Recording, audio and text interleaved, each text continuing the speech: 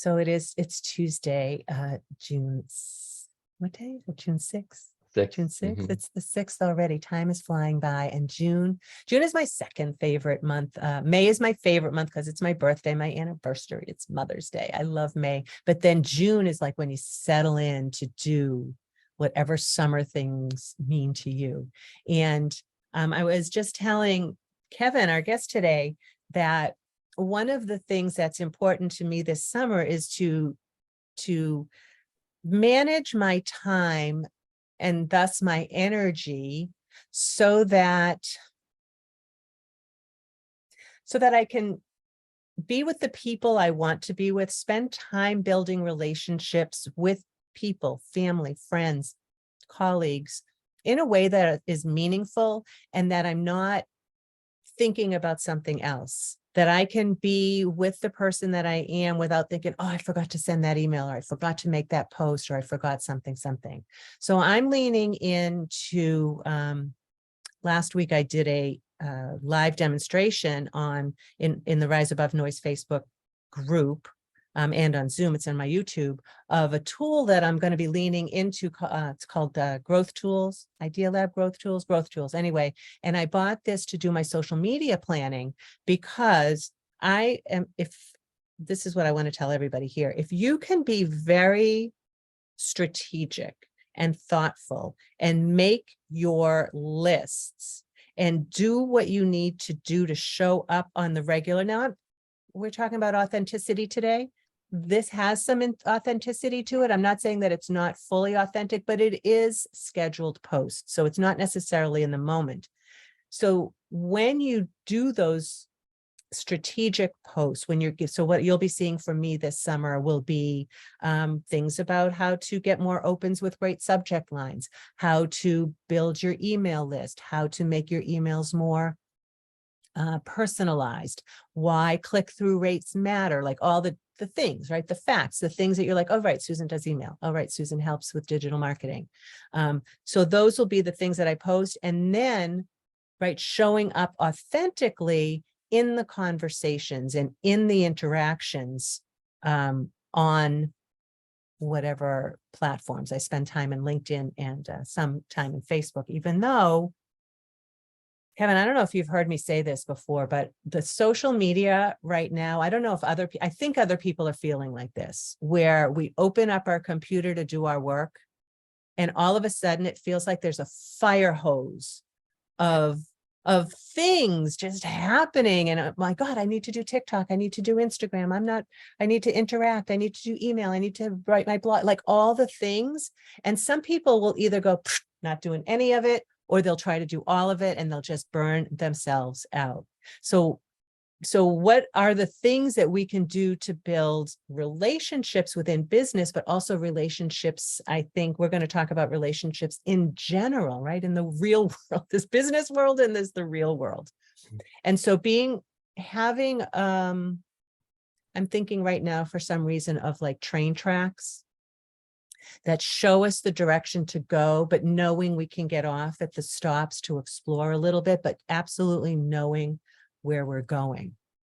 So that was, so now everybody has had a little taste of my stream of consciousness today. That's kind of where I was going with this, is be strategic, make sure you're building relationships, and do the things that matter and let go of anything that isn't serving you. That is really my mantra for this week. And and people in the Rise Above Noise community, they know that I love to shine the spotlight on people who will help our community members find the tools, the resources, the ideas that are going to help them improve in some way. And that's why I asked Kevin to come on to the Rise Above Noise community today to talk about human interaction and relationships. So I'm going to go ahead and read your official bio, Kevin. So Well, right Kevin, before we do that, can I yeah, jump in of and course. just make a little comment? I know people don't even know who I am yet, but just to make a little comment, because I really enjoyed the stream of consciousness. But the message that I was hearing was, and especially for your summer, coming into summer, is there is so much noise out there. and trying to reduce all that noise. Like when you open your computer and it's all the social media and blasting everywhere. And for me, I don't listen to podcasts because that's too much more information coming in, and it just gobbles my brain. Now, I love pulling in information, but it gobbles my brain. So trying to just calm some of that noise and get a little more focused on what really matters to you and your goals in life and that kind of. So that's kind of the message I was getting. Yeah, you got me pegged, right? The name of my business is Rise Above It Noise, just and my really and my fit. mantra, right? And my mantra this summer is quiet the noise, right? Quiet the Yeah, noise, but be strategic and do what you need to do. sure. Intentional. Yeah. So now you guys know that Kevin Strauss, like, he spends his time in emotional health, and that's part of it, right? We're going to talk about that. So he is an emotional health and innovation consultant. He is the CEO of Uchi LLC, and he focuses on what drives behavior. He's dedicated to making life easier and happier. How can anybody argue with that? He started out in biomedical engineering, and he's a problem solver, right? He finds solutions. So he's got like 80 patents. He's no slacker. He's got more than 10 research publications, 2 innovation awards. And he has a book called Innovate the 1%. He's worked in human behavior for 2 decades. And I loved that in our conversation, our first conversation, we talked about identifying emotional health. And we made that distinction between emotional health and mental health as, so identified emotional health as its driver and human connection as the primary supporter. So the app Uchi has been created to help nurture authentic connections with the people closest to you. In addition, you can know that Kevin is but not a slacker. Again, 22-year injury-free Ironman triathlete and coach. So when I asked Kevin what is his superpower, he did say it's innovation and problem solving. So tell me more about that part of you, Kevin. And Well, thank you for the platform. It's really exciting to be here and have this conversation with you and the audience and everything. I'm excited to share and see where it goes, because I'm not exactly sure where it's going to go. no, we'll figure it out. But that's okay. Yeah, so problem solving, innovation, it really has just shown up in all areas of my life. And, as the bio says, I started out in engineering, mechanical, and then a master's in biomedical engineering. And it's all about problem solving. Although, truth be told, I really learned how to solve problems from being basically my father's apprentice for the first 18 years of my life. That's where I really learned how to solve problems. I think that's where it was really kind of ingrained in me, because we fixed the washing machine, the lawnmower, we restored a Mustang convertible, we add an addition onto the house, and not everything goes perfectly. Well, when does anything ever go perfectly, right? Right. So you got to figure out how to solve that. And, engineering seems like a natural place to go, of course. Solve problems, and it's been great. The career in engineering and biomedical engineering, medical device, has been super fun, helping solve really tough problems, mostly in like the spine world, but also human behavior. And that's really rewarding, helping people live better lives and function and do the things that they want to do in life.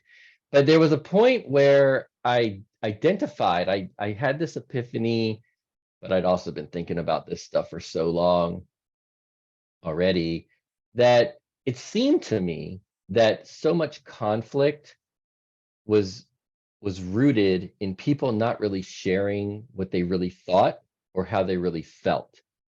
And one or the other or both people weren't really, we say communicating, but I also think it's connecting. And there's a difference there. And that just put me down that road. And that's just solving that problem. How can I reduce conflict? I don't want to see conflict. It pains me to see anyone in conflict, or hurting in any way. And conflict causes pain, right? It's like emotional pain. So I just don't want that in anyone. And that's where that's how this career, or this part of my career, sort of shifted to what's really driving conflict, what's really driving pain, what's really driving behaviors Why are we doing what we do? Why do I do what I do? And I just keep asking the question, why? And um and after 22 years, I just keep getting funneled down and landing on the emotional health aspect of our overall well-being in our person. And that's kind of where that went, and then just digging in and trying to solve that problem, which then opens up this huge can of worms, but this huge um it's like endless, because behaviors are endless. But as I dug into it more and more, I'm seeing that there is a root cause. This is what I'm seeing through research, through observation, through experimentation, and not my research. I mean, like everybody else's research for, years and decades and longer. And it just, to me, what it led to was this lack of feeling loved and connected and a sense of belonging. And that's how I get to the emotional health. We're struggling with that. And when we, when we're struggling to feel loved and connected, it causes pain. And a human will do anything to ease their pain or avoid their pain.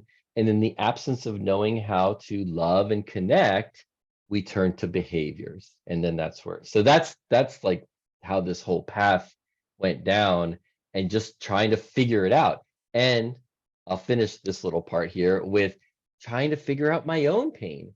What I learned, it took me 15 years to figure it out, from that first, epiphany around conflict.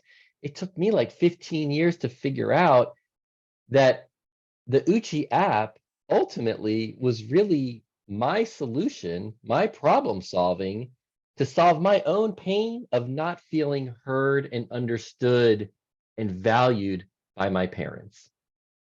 That's really what I was trying to solve. And truth be told, it works. It works brilliantly, actually. Well, I mean, so you mentioned the app and you mentioned that part of it. I do want to, I want to hear about that right now, but I want to park right here so we don't forget to talk about it. Just the national focus that's starting to happen, Surgeon General and a lot of government people talking about emotional, they talk about mental health, but you say it's emotional health. But let's talk about that app and how, right, you were feeling everything that you just talked about, disconnected, the pain of, you didn't feel loved enough, connected enough. And even with your parents, even though your dad took time to show you how to fix the machine, how to do the things, you weren't, there was something that was missing. And you're like carrying this around, and you're a problem solver, so you create this. So let's talk about, and also because, we are a group of business owners and entrepreneurs, the importance of connection and relationships can't ever be understated. But let me ask you about this. So Uchi didn't feel connected with your parents, totally made a difference. Why don't you describe what the Uchi app is and how somebody who's feeling, right, so many people feel like you just said, how does that app get you out of that hole? Yeah. So Uchi was my solution. So the way it started is when I was observing that conflict between a father and his teenage daughter. And it occurred to me that they just weren't sharing what they really felt or how they really thought. And I thought, well, what if there's a way to help people share what's really on their mind and in their heart? And at the time, so this is back in 2001.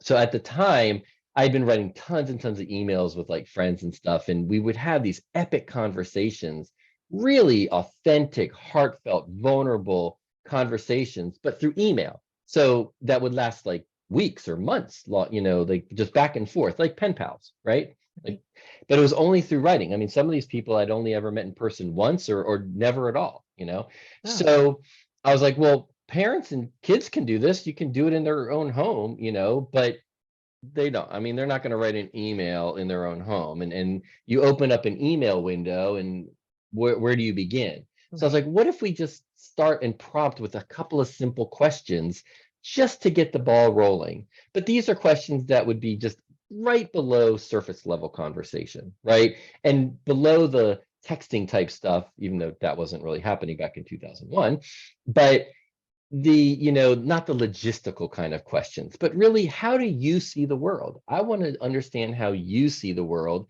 and I want to share with you how I see the world.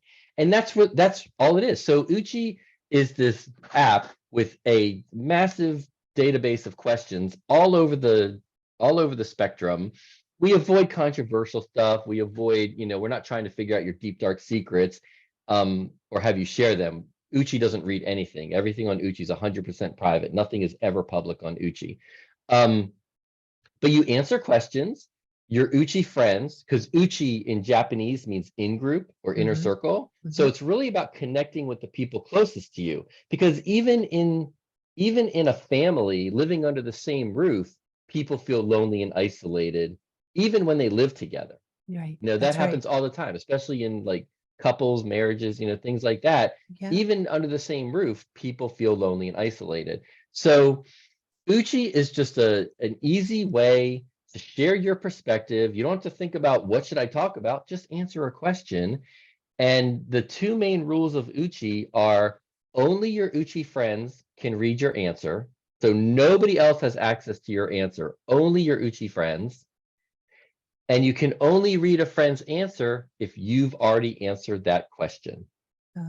So you have to contribute in order to consume. And one of the big problems on social media is that everybody's talking, but no one's really listening or engaging back. It's like a one-way exchange of information, right? Like 99% of tweets get zero engagement. So how do you feel heard if nobody's, talking about this topic with you? You don't feel heard. You don't feel understood. And that's what Uchi does. It gives everybody the fair shake to share their perspective. Only your people, your Uchi, can read your answer and comment. And it feels amazing. And, when I first launched it, it was a website, because in 2003, when it went live, there were no smartphones, there were no apps in 2003. So it was a web-based, it was just a website. But oh my God, I launched it originally intended for parents with teenagers, but I was like, well, I should just give it a try and do it, so I got my parents to do it. And within like 2 to 3 weeks, noticeable improvements in our relationship. Noticeable improvement. Like, just by sharing your perspective and knowing that the people you care about are reading it, when we would talk in person or on the phone, I felt like they were actually listening to me. Like, for the first time, they weren't just interrupting me and cutting me off and sharing their story. They would listen. And then I was so much more patient with my parents. And we did it for 9 months straight, like every single day for 9 months, we answered questions. And I don't even think we had an argument in 9 months. And I get along with my parents and everything, but we also butt heads a lot too. Yeah.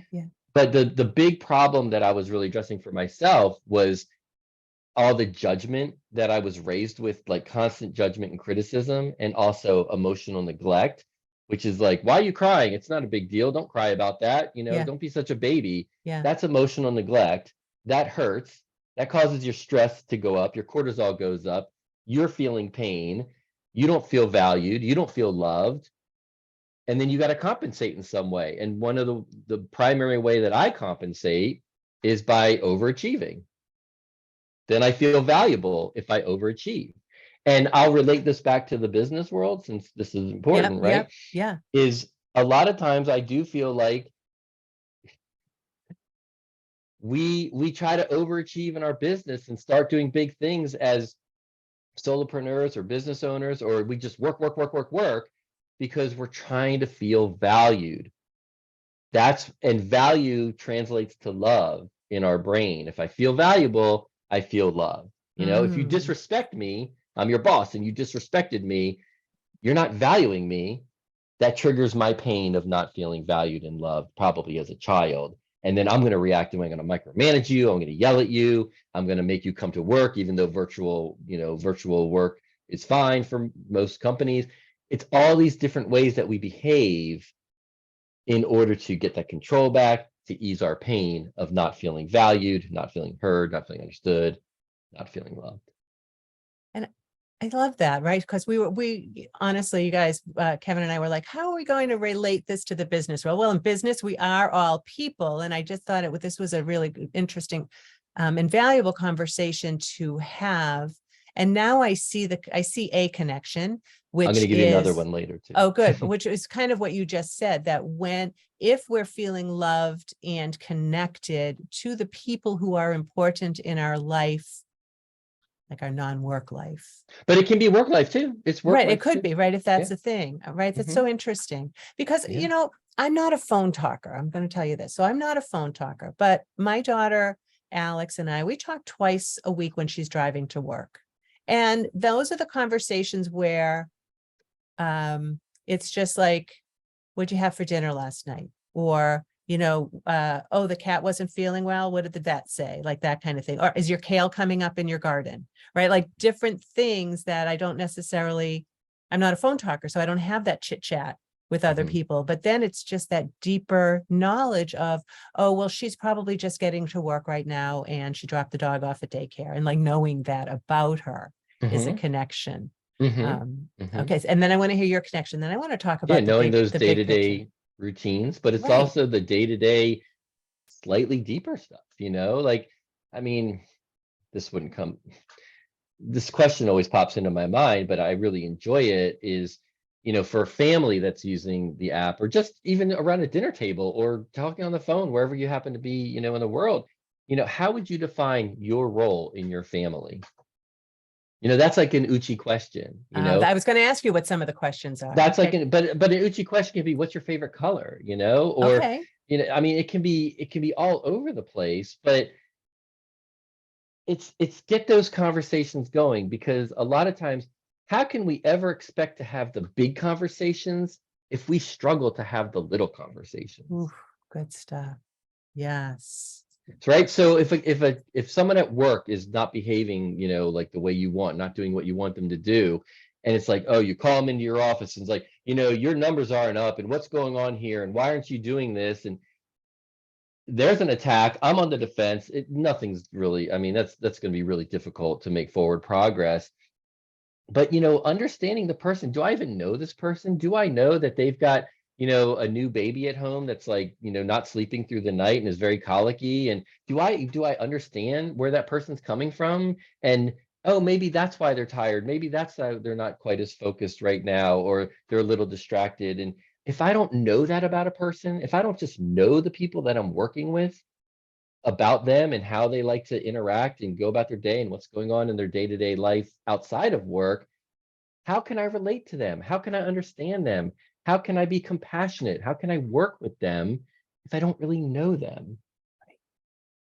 So And that goes some back to people, the, I can imagine though, some people are like, well, that's too much work, right? To know what everybody's doing in my business. But on the other hand, hiring a new person's awfully hard too, right? And having to deal with people that aren't doing their work because they oh feel my gosh. undervalued, right?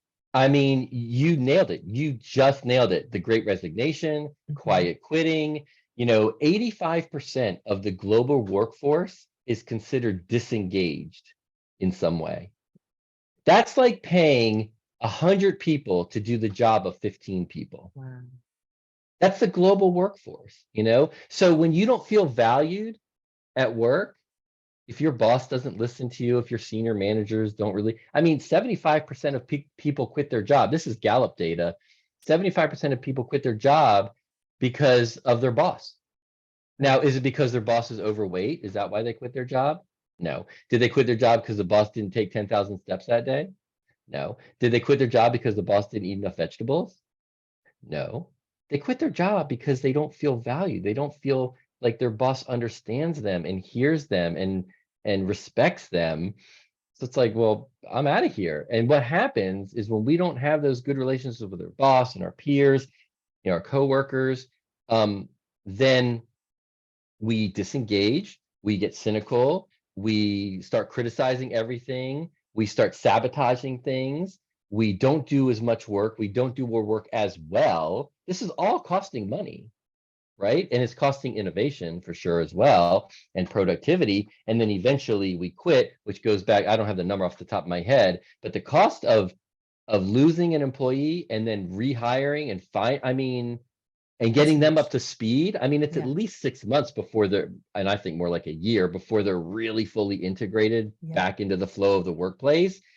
That is so much time, money, energy. Take 5 to 10 minutes a day and get to know, if I know that when you get to work, you like to get a cup of coffee and have quiet time and go through your email, then I know, oh, don't bother Susan in the morning because she likes to, have quiet time. But if I know Susan likes to get a cup of coffee and say hello to everybody, then I can go up and say, hey, Susan, I was thinking about this the other day, or blah, blah. I know how to work with you better. It's the little things. This is amazing. And I think I mentioned to you, my daughter works for a company called WorkHuman, Oh, which yeah, I'm is familiar. also similar, is addressing, but not on the relationship level. Theirs is ways for upper, I guess like bosses to, Mhm, or coworkers to recognize each other through points, which is then mhm. stuff, money and stuff, which is kind of cool too. Like any Right. way that we can, I guess, make it easier to Mhm. understand what drives people. I'd love to, Yeah. we're going Yeah. to run out of time, but there's just so much to talk about here. And Here's what I'd one of love the to share things. the innovation part, and I can do that really quick. Yeah, There's but just I this. want to stay where you Okay. are for just a second Okay. because, right? So families and then Mhm, corporate we talked about. So mhm, people in my world, we're usually solopreneurs and we're usually leaning into communities, right? I have the Rise Above Noise community, get mhm, my Idea Lab community, I have my mastermind communities, my mhm, Power Hour communities, right?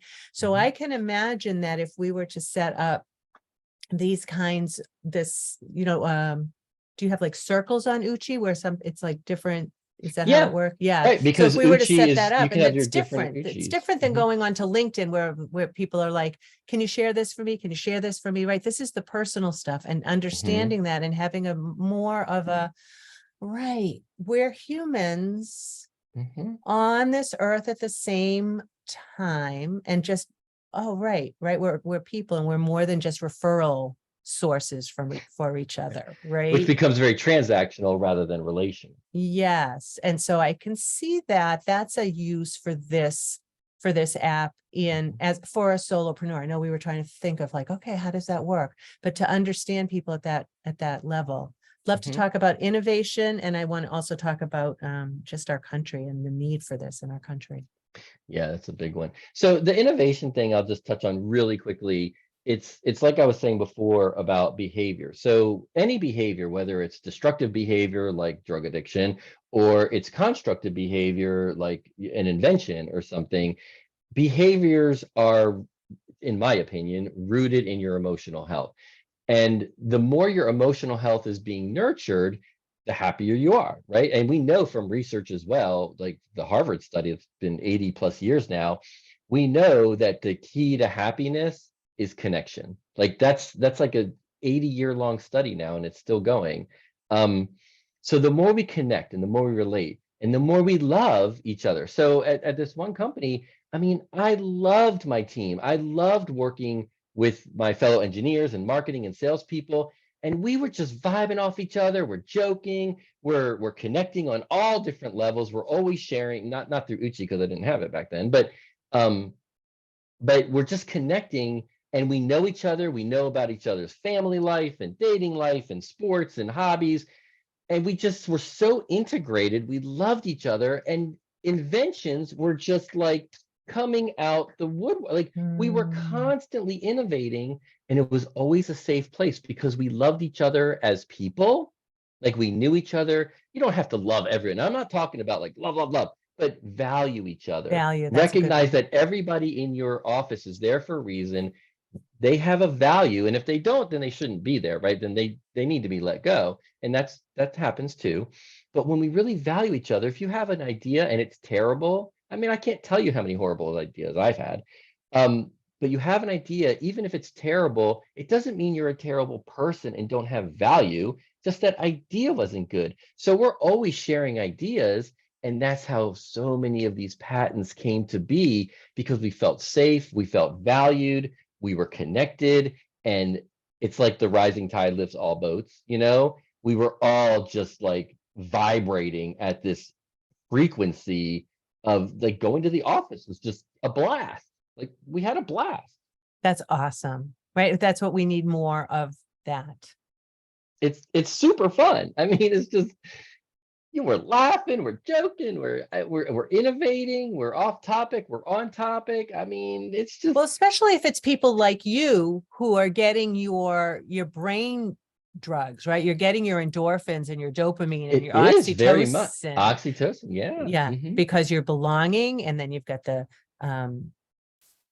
dopamine because you're innovating and you're thinking and things are firing off, like all of the things. So yeah, And I then can see where going to your work is. mental health, you're really engaged mentally, which I'm going to my frontal lobe, since emotional health is more like in your amygdala, your midbrain. Yeah. But you're thinking really hard. You're really working through these difficult problems. So you're mentally thinking hard. That's your mental health, in my opinion, is how hard you can think, and your ability to focus and concentrate and perform cognitive tasks.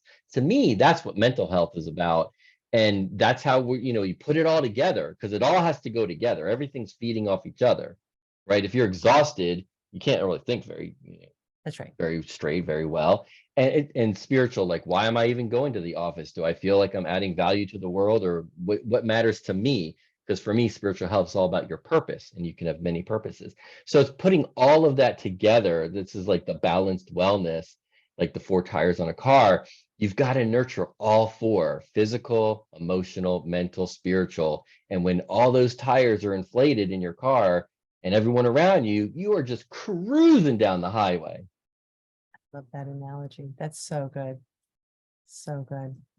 So the idea is that we get everybody in the country onto Uchi, and they feel loved and valued, and then we don't have as many shootings, domestic violence. Like I'm just thinking of That's all, exactly where like it this goes. is a big, hairy, audacious goal for you. It's a BHAG, right? Like Yeah, to get people to it connect is.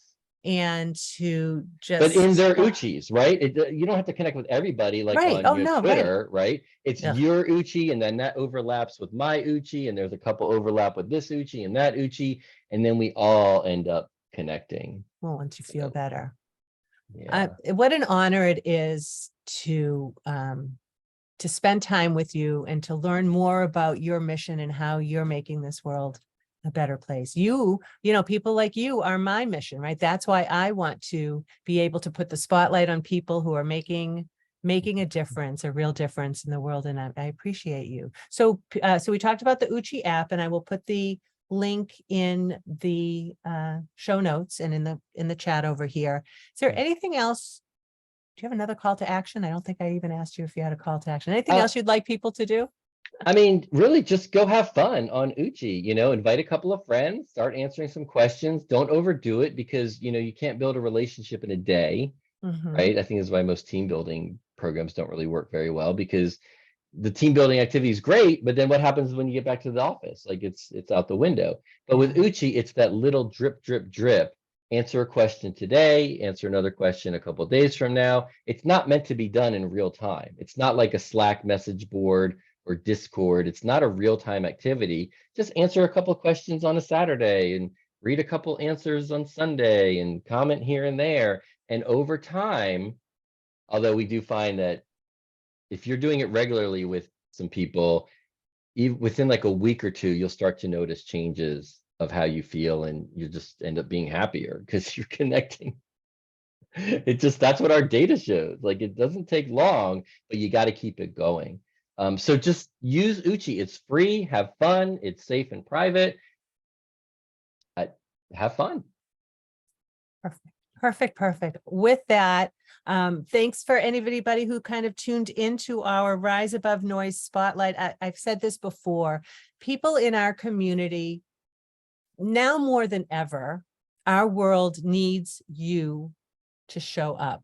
And when I say marketing, all right, I do marketing, but it's really how can you show up so that the people who need you the most can find you, so that they can get in, wake up in the morning and they're like been up all night tossing and turning and they don't know what to do, and they get a lovely, generous email from you in the morning. They get an Uchi answer from you. They get, they see you on Facebook or LinkedIn or whatever, and you're raising their vibration by raising your own vibration. And that's what the Rise Above Noise community is all about. And people like Kevin who are in our community and the others who are in our community who are making this change.